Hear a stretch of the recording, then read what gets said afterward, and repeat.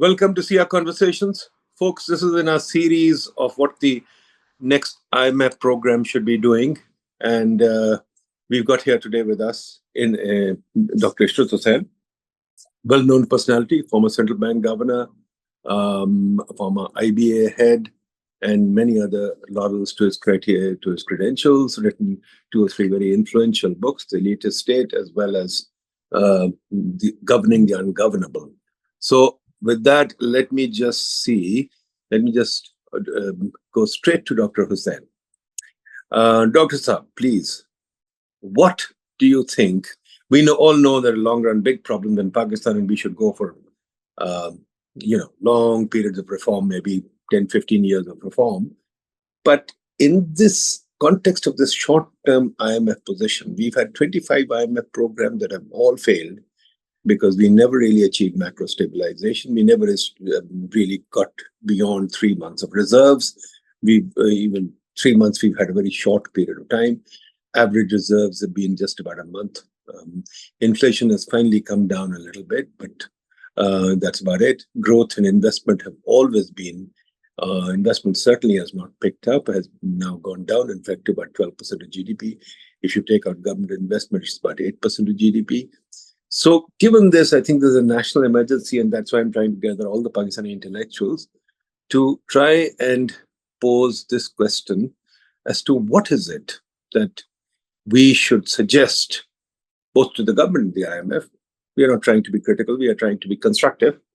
What do we think should be put in the program so that we can achieve not only stable adjustment, but also growth, and probably work our way out of future IMF programs and get our debt down to a level where it can be contained and controlled. So over to you. What do you think? Where should we? Well, thank you, Nadeem, for providing me this opportunity to discuss a very important topic. But let me submit to you that it is not really the succession of IMF programs which we should blame or we should put our finger on. The problem is more fundamental. Since 1999, Pakistan had 18 prime ministers, and the average length of every prime minister was not more than 2 years. And every prime minister who comes in just completely demolishes whatever was done either in the policy or the programs or the projects of the previous government, and starts afresh. And from zero, by the time they reach even a middle point, then there is another dismissal, and there is another government which starts the same cycle. So my book on development pathways, India, Pakistan, Bangladesh, 1947-2022, very clearly provides me a lesson that it is the continuity, consistency, and predictability of economic policies which is the main driver of economic development and economic progress. India had 3 prime ministers. First, Vajpayee, second, Manmohan Singh, and third, Modi. And they all carried out the same reforms of Narasimha Rao, but strengthened them. Khalida Zia and Hasina Wajid have been bitter political rivals. They were calling battling Begums, but as far as their economic policies were concerned, there was no change from one regime to another. So the investors in Bangladesh said, whatever they may be doing politically, as far as we are concerned, we should continue to make investments. And therefore, the ready-made garment industry grew up from almost scratch to become a $50 billion export industry. Unfortunately, what you are describing, the growth is not just something a switch on and switch off. It is a long-term process which requires, number one, that you increase your domestic savings and your domestic investment. Secondly, you prioritize what your sectors in which you have a comparative advantage as compared to the others, where you should go in. Third, you invest in human capital and human resources and skills which are required to complement those kind of investments and expansion. Number four, you create physical infrastructure, roads, ports, airports, highways, bridges, which reduce your logistics costs in order to evacuate your exports from one end to another. Number five, you don't have to overburden the industries and the export sector and the formal sector with exorbitant tax burden, which gives a disincentive and pushes people outside the formal sector to the informal sector. And when you have a rather informal sector, you have a problem where people say, why should we go in for industry? Why should we go in for exports? Why should we go in for agriculture productivity? It's better off we go for real estate or car, automobile, prices which are fluctuating, and we make a money on that. So the speculative activities come in, and the productive activities take the second place. And then, as you and I know, and I have written, and you have done work, we are a very strange country where we are over regulating the industries and the sectors which are good for the economic growth, but we are under regulating or completely ignoring the health, food, environment. You have adulterated food, you have spurious drugs, you have unhealthy environment, you have sewage and water flowing out of your industries, effluents coming out, and nobody really takes care of. Your marine life is being killed because all your effluents is going into the rivers and into the sea. We are not regulating that, but a labor inspector or a food inspector can go and completely demolish a factory and close it down for 3 days while the orders from the foreign buyers are still being done. So you have a situation where people are not really looking at these long-term growth drivers. They are looking at how to survive for 2 years.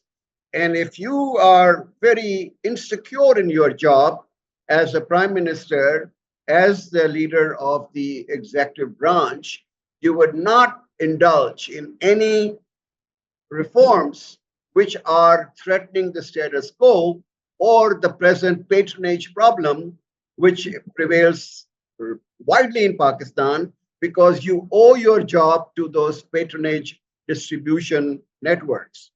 So this is my submission. First, we have to bring in, as far as politics is concerned, politics which ensure there is a free and fair elections, and they are given chance for 5 years. And that, I think, is the prerequisite which is missing in Pakistan. So we may have 25 IMF programs, and in future we may have another 25 programs. We will be standing still at the same point, jogging and making all these kind of fine tuning of the crisis management. But then, when I did my reform agenda at PIDE 2 years ago, a year ago, at the time of the election, one of the things that we stressed on was that we need a constitutional reform. Stable government does not happen because we have too much at stake. The Prime Minister is the king. As you noticed the other day, the Chief Minister of Punjab scolded a doctor in public, a reputable doctor, a well-known doctor, and told him that I should put you in jail, even though he was not at fault, because the money had not been released. The money was going off to these giveaways. So I think we need to take a pause here. Is it that we need a royalty? Then we might as well have military dictatorship. If there's unstable government, I think many governments have seen, for example, I remember in the period when Israel was going through its hyperinflation, there wasn't really that much of a stability in the government. There were all kinds of changes taking place. But the question is, these guys, they don't see the writing on the wall, the Democrats. They don't want to sustain a policy. They are out to destroy each other all the time. They're not out to make economic policy. And the economic policy also does not get seriously researched or made. It's made by consultants or by committees. They set up committees left, right, and center, as you know, and they forget about the committees later. They don't do anything. Like we've got a right sizing committee now, which hasn't met for the last 6 months or whatever. We've got a privatization committee that seldom meets, then it bickers. We've got many, many committees. It doesn't work. And as you said, despite everything, there has been a huge policy continuity. Think about it. Import substitution has continued willy-nilly. Cars have been protected, fertilizer has been protected, so many things. Sugar has been protected. So import substitution and protection continues. Agriculture mess continues. These guys continue those policies. So there's no big difference there. At the same time, they persist in keeping the exchange rate overvalued. Despite all the changes in government, the exchange rate is overvalued. Regulatory regime persists. The NOC permission Raj persists. So I'm not sure that it's just that. So let's return to politics. I agree with you totally. I think we need a constitutional change. We wrote about that in our reform agenda. I wrote about that earlier too. That for a start, we need to figure out why dynasties keep getting elected. And maybe we should figure out how to change dynasties. For example, I think maybe we should have term limits. Maybe we should have ranked choice. Maybe we should have different forms of this thing. They don't want local government. Maybe we should force them to have local government. So there are all kinds of reforms. But let's move back to economics very quickly. No, but I want to take up on this. Fair. You have mentioned continuity. Mm-hmm. These are the continuity of the wrong policies which are benefiting the cronies of the people in regime. I would not argue that this is continuity, which I'm talking about. I'm talking about the reforms of various kinds.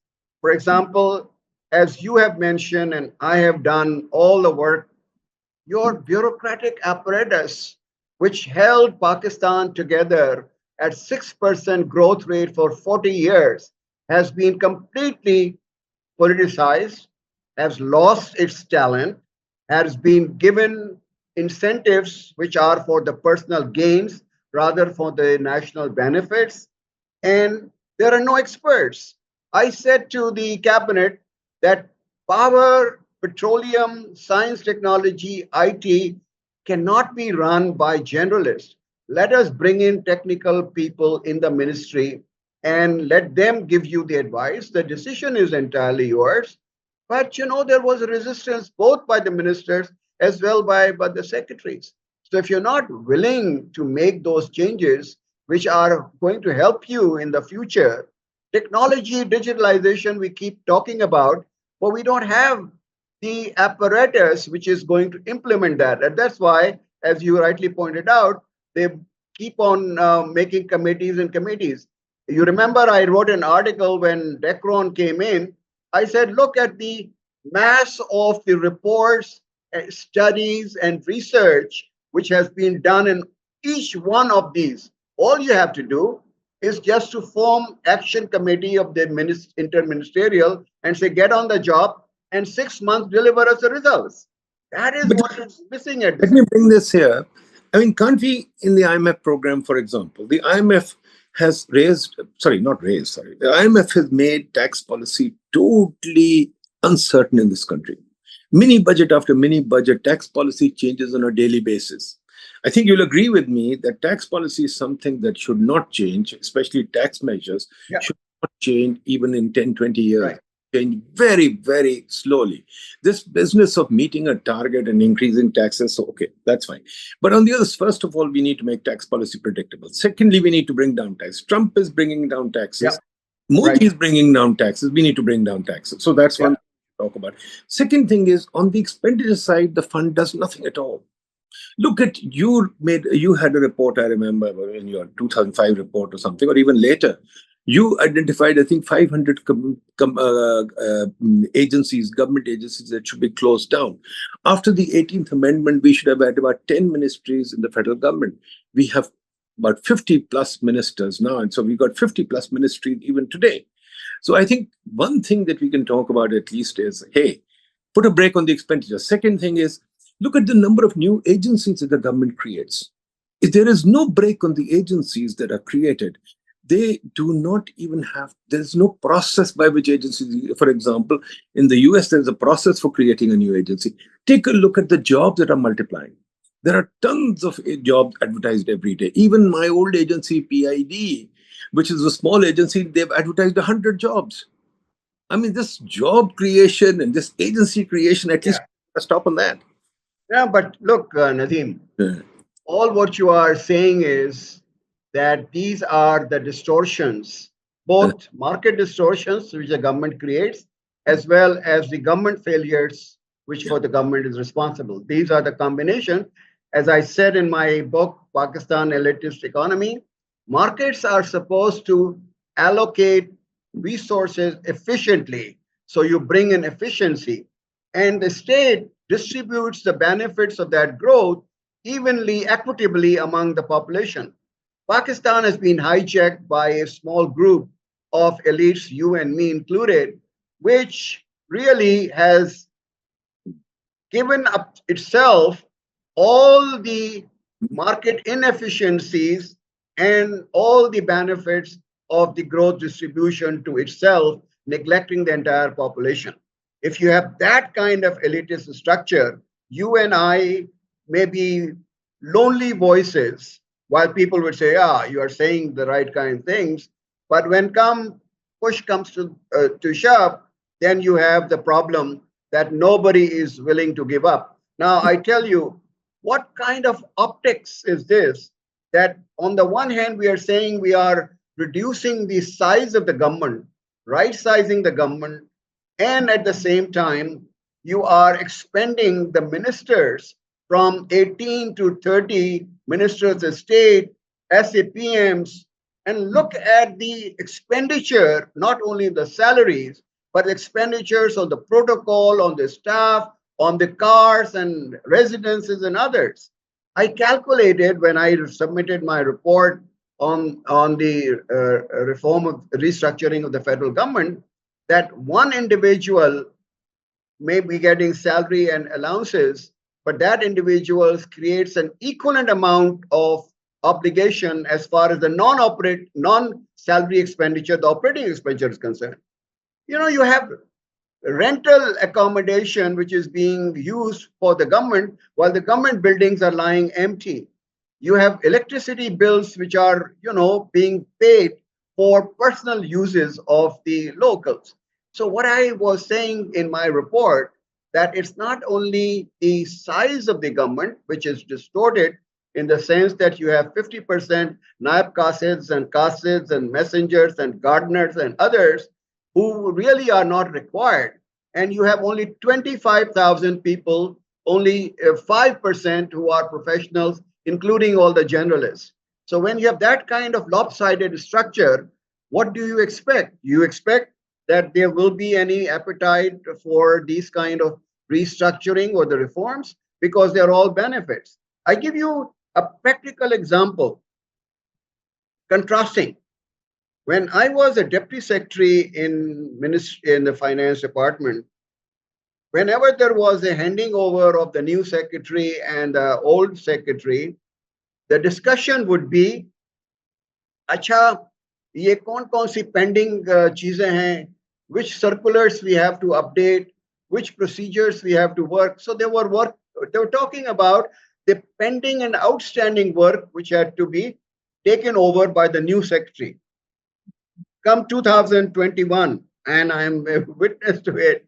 I was sitting with the secretary to the government who was transferred, and another secretary who was coming in, he was on the phone.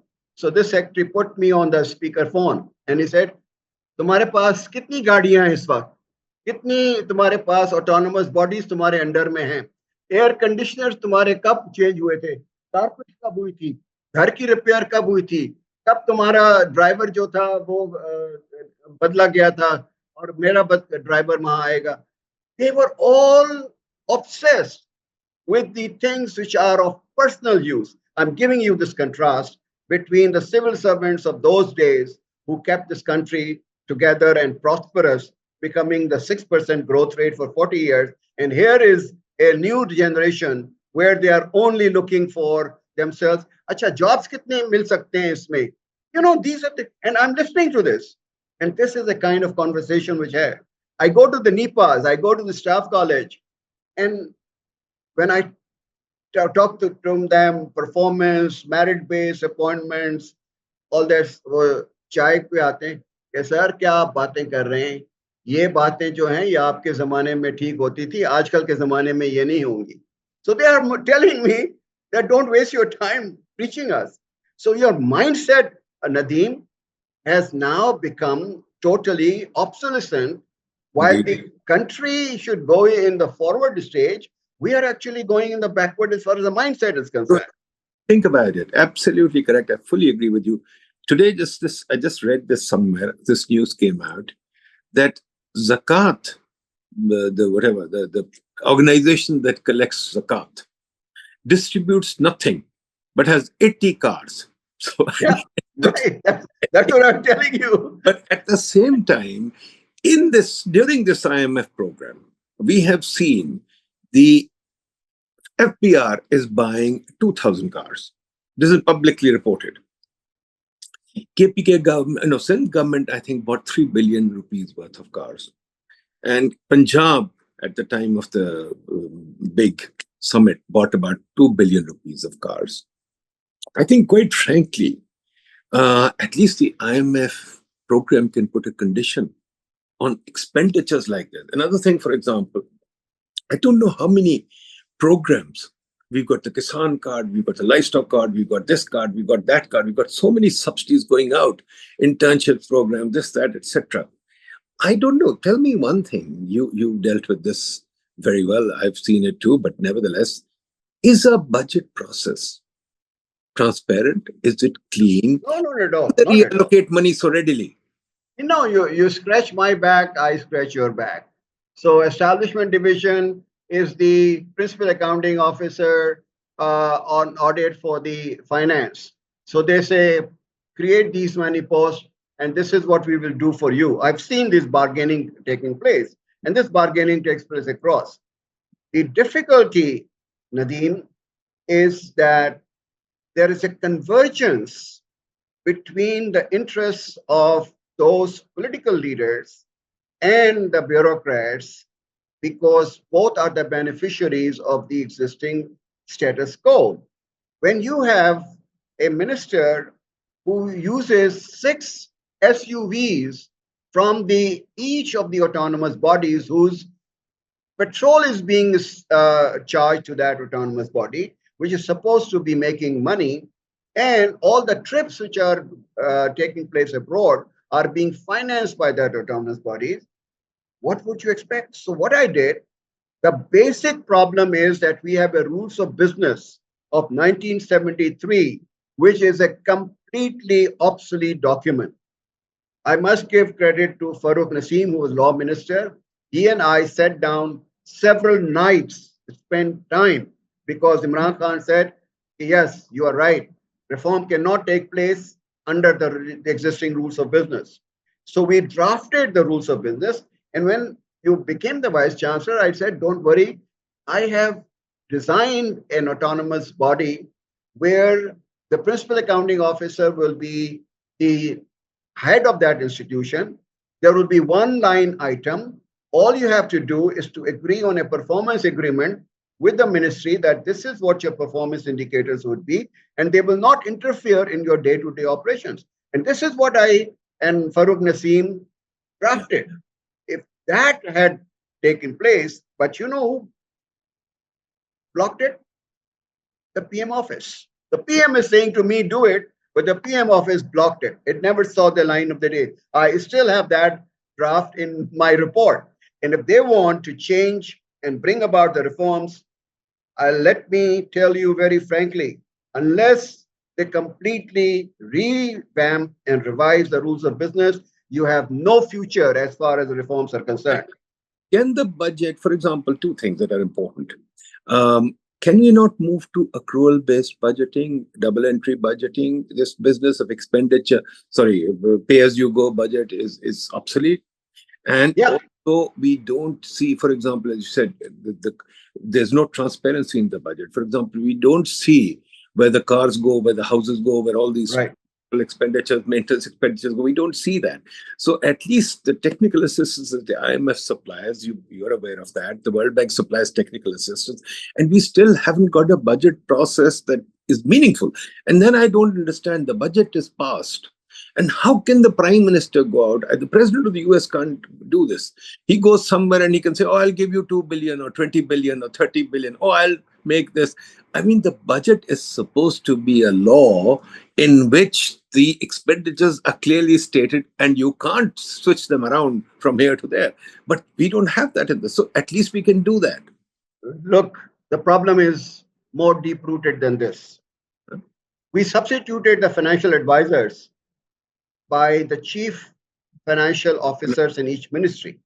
And the idea was that we bring in people from the services who are really quite well versed in that accounting and auditing, right? Now, who are these gentlemen and ladies? Because I did the report on the Auditor General of Pakistan. I was sitting with the Auditor General, who was really much helpful to me. And I went around the table of his direct reports, which were 20 and 21 grade officers. I said, what is your subject which you did your master's? History, international relations, English literature, English literature, English literature, history. Now, if you have that kind of people in your accounting and auditing profession who are then appointed as a chief financial and account officer, which I proposed and it was accepted, what do you expect? By changing the titles and the names, and I feel guilty that I did that, and I was hoping that these people will may contribute to the budget processing, transparency, and I also introduced a public financial management law, which has happened for the first time. So if you look at the public financial management law and the chief financial and account officer, and also introduced an internal auditor within there. But, things haven't changed. Things have remained because the human resource, the expertise which is needed in order to track what you are saying is missing in Pakistan. Okay, Bring in any technical assistance. I have seen the EU giving technical assistance, USAID, FDCO giving technical assistance. As long as they're there, something happens. Once they leave, everything's back to the normal. So I'm not a very good fan of the technical assistance. Okay, let me bring you to another subject which is very important. This issue of the PSTP. What do you think of the PSTP? PSTP, should it be changed? Should it be reformed? Because it has become a political quagmire. And I don't think the projects take a huge amount of time to deliver, cost overrun. There's so many problems in the PSTP. And we seem to continue with it, what I call the Huck-Hag model, Mahbub Luck and Howard Advisory Group model, where projects are so important that we continue. We got a project-based government. They hardly do policy. They only do projects. Well, we should go for a programmatic approach. The education program should have both recurring and non-recurring expenses under one head. And then it should be associated with the outcomes that so many out of school children should be brought in, so many new schools should be. So what you're doing is giving them the flexibility to use the pool of resources in order to deliver on the programs. Right now, what is happening? Your recurring expenditure is all spent on salaries and allowances. So you don't have anything. So you come up with a new project. So many high schools to be built up, USAID financing, Commonwealth Office financing, other financing, and you have other new jobs being created under the PSTP. You have new cars coming in, you have new buildings created. That is not the way. If you really want it, give it program. National Highways program, logistics, reduction of cost program, you associate it with the outcomes, give them the performance indicators. So this distinction between development and non-development is no longer valid and relevant in the 21st century. It was valid in 20th century or maybe 19th century. But we have to move on from this. I believe in public investment, and we are lagging in public investment. Public investment should be geared towards achieving certain objectives rather than having a number of projects which are quite scattered. They are fragmented and they do not really tell you as to what the end result of those projects is going to be. And then you have cost overruns. Look at Neelam Jhelum. It started with 50 billion and ended up 500 billion, and still the tunnels are not working and we are losing electricity on that. I have a complete list of the projects. Your voice is off. Your voice is off. Sorry. What I'm saying is, what you said is very important. We need to, and I put this in the framework of economic growth that I developed in 2011, we need to move towards a results-based framework and an input. We've got an input-based framework right now. At the same time, we have, what do you call it, a framework where everybody is gaming the system. We are creating assets, but we don't use those assets. For example, point, Convention Center in Islamabad has been around for 40 years. We've never used it for anything. This is the only convention center in the world that is used for political government pronouncements, but no commercial activity happens there. We got Jinnah Stadium with no commercial activity happening there. Similarly, all along Constitution Avenue, there are tons of these halls and things that are being made. Take the Islamic Science Center, whatever. There's a lovely hall there. Foreign Office is a lovely hall there, but all of them make, or Sir Syed Academy has a lovely hall there, but none of them make any money, no theater, nothing. China Center exists, nothing happens. So there's a huge incentive. Universities, for example, we've created 200 public sector universities without professors, lovely buildings, but there's nothing happening there. So I think there's a huge effort. We've created 100 stadiums with no sports. So we create these assets, but there's no return on the assets. So I think we really need to move to results-based framework. I agree. We can do in the fund program. We can say, okay, let's restructure the PSTP. At the same time, another thing that I want to point out, the Hague model, Mehboob and Harvard Advisory Group model, was a two-gap model. It's a two-gap model that existed in is with endogenous growth. My classmate Paul Ruber, with endogenous growth, that model doesn't have any. You have increasing returns on human resources, right? So that is valid.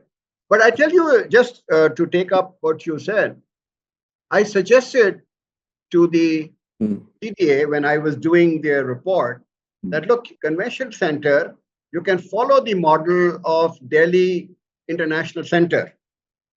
They have given rooms to all the NGOs who pay rent. And the NGOs use the meeting rooms, the hall, and you can have partition in your auditorium, and they can hang out basically. And you can actually have a lot of income coming in. And because of them, there will be caterers coming in, there will be transporters coming in. So you will spur, and all these NGOs will be very happy because they are in the residential accommodation, residential areas of Islamabad, paying huge prices as far as rents are concerned. They are not talking to each other. So I said there will be a lot of intermingling of ideas among NGOs, and you create a pathway underground to connect the convention center with the Serena. So your international advisors and guests who come for different conferences, the NGOs and the government, can walk over to this convention center. So you will have a much better returns on convention center. You can recover the money. But CDA never, went through this. So you are quite right. We have asset vacuum property trust board. Very good point. Such a huge property in Nankana Sahib, in other areas. And I said, these are encroached. These are all frozen rentals. You can dispose them off. You can be a billion dollar property which you are holding. I wrote a letter when I was in the PID. I wrote letters to two things. You're right, vacuum property. The next one is Okaf. Okaf also, same. Both of these things. And I told the minister, 2 or 3 ministers, I said, please support me in this. Let us do an audit of these things. We'll try and get an audit done through PID. We'll hire an accounting firm to partner with us, and we'll do this audit. Now, the reply I got from them was, the competent authority is pleased to inform you that we will not give you permission. So I approached 2 or 3 ministers. I even approached, hey, come on, even if you don't give it to me, give it to somebody, at least get an audit. Even went to the National Senate and I said, do an audit. So at least the fund can put this condition in. Can we do an audit of these things? They have huge properties, these two things. That's you worked in the fund. I worked in the bank. I worked with the fund in many countries. They do promise, they make commitments as long as the program is valid. After that, you're back to square one. So let us not put too much pressure on fund. Let them do things which they should reasonably do. And I'm very happy that I was able to persuade them to bring in the provinces in the fiscal policy, discussions, because I did the report on the provincial finances. They have grown so much in size as compared to the federal government, and so many allowances which are being given, and so many perks which are being given to the provincial governments, while expenditure on education and health has not budged at all from the pre-NFC award. So I said to them, and then agriculture income tax, taxes on property, taxes on services, they are not providing any contribution except 0.7% of GDP. And I gave the example of India, where the states are providing 6 to 7% of GDP to the tax GDP ratio. And because the provinces here are having best of both the worlds, they get the money from the divisible pool and they spend it, and they don't have any obligation to make a tax effort. So NFC award has to be changed in order to reduce the size of the population weight and increase the weight of the tax effort in order to at least persuade Sindh and Punjab to make effort to raise taxes. No problem. If the provinces are not creating a deficit, why should they make an effort to collect taxes? They should not collect for the federal government. The federal government first has to show its earnestness for the 18th Amendment, which it forced on us by cutting down its size. If the federal that's not a point. Let me explain to you. Right now, the federal government through the PSGP, through the BIS, through the Higher Education Commission, is spending more money on provincial projects and provincial programs as compared to what the provinces are giving to the as a cash surplus. I made that calculation. So my submission to everyone was, let the federal government cut down its size, in the sense that all those divisions which are provincial in subject, you have to reduce them. And I came down to 21 divisions only, that 41 divisions should be reduced to 21. Secondly, as a quid pro quo, you should transfer all the federal projects which are provincial specific. If they are, I make the distinction, if they are inter-provincial linkages, then the federal government should come in. But if it is specific to the jurisdiction of one province, that province should take over, except for Balochistan and the FATA areas and GB and Azad Kashmir, where the federal government should continue to finance, because these are the backward districts and backward areas, and it is our responsibility to support these provinces and these areas. So with that stipulation, all other projects, look at the HEC, you have been part of the university community. The federal government has reduced its expenditure, both on the PSDP as well as on recurring. But except Sindh, no province has actually given any money to the universities.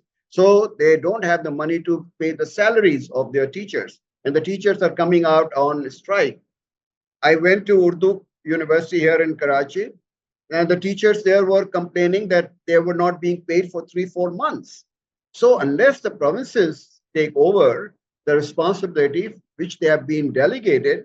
So you can't have the both of the best worlds, that you allow the federal government to run very expensive programs and you take your hands off, and then you say, well, we have not been given all the responsibilities.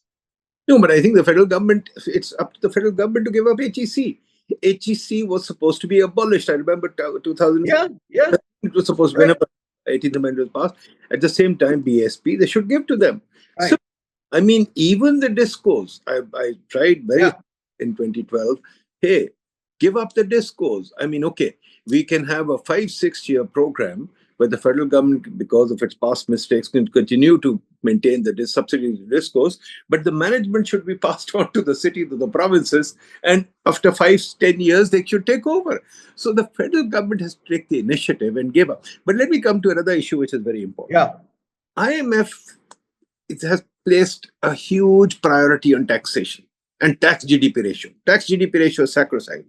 Now, I did a paper a long time ago and I talked about it. That look, we are at the stage 1500 per capita. We are at the stage where US was in the Civil War. When the US was 1500 per capita, its tax GDP ratio was 4%. It didn't even have income tax. When UK was there, its tax GDP ratio, I checked, with about 6% of GDP. No income tax, nothing. Now we are trying to tax ourselves to death. And we are facing a revenue target all the time, which is absurd. I mean, we set up a revenue target this time with, I think, 35 and 40% increase in revenues, which is absurd. We both know it can't be achieved. So now we always chase an ambitious target. And then in the middle of the year, we say, oh my God, we can't meet it. So we raise tax. Like we have a 10% surcharge on salaries. We have additional taxes here and there. For example, think about it. On energy, we have 4 different taxes. On there are about 70% of taxes are withholding taxes, withholding income taxes, so to speak. Everybody is paying an income tax, yet we said nobody pays tax.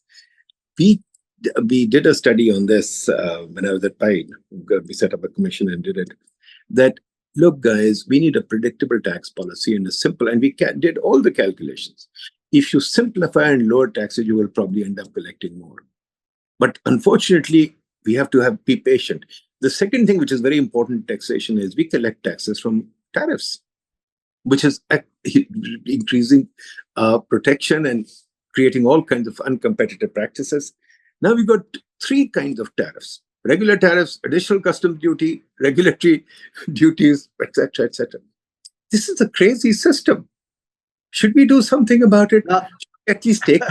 I have a very different view on this. I don't have Uh-huh. any difficulty with raising the tax GDP ratio for the simple reason that I believe in the principle of both efficiency and equity.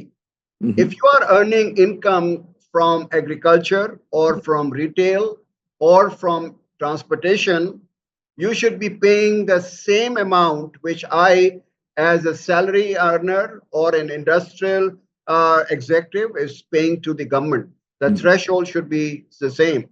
The uneven burden which Pakistani formal sector, including people like you and me who are on the withholding tax for the salaries, are bearing is totally insane.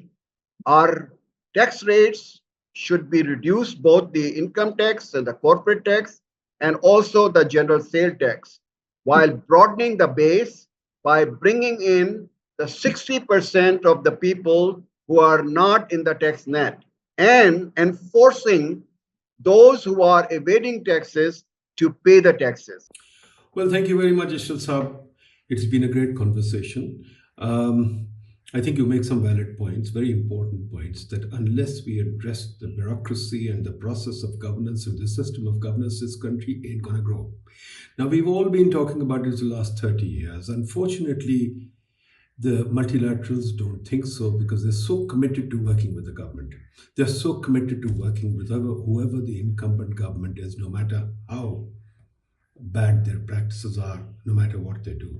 The government continues to grow, and the government continues to grow, and the government continues to wastefully spend money on signal free corridors, on bypasses, on roads, etc., that are almost uh, unnecessary. The government continues to give subsidies, and yet nobody can stop them.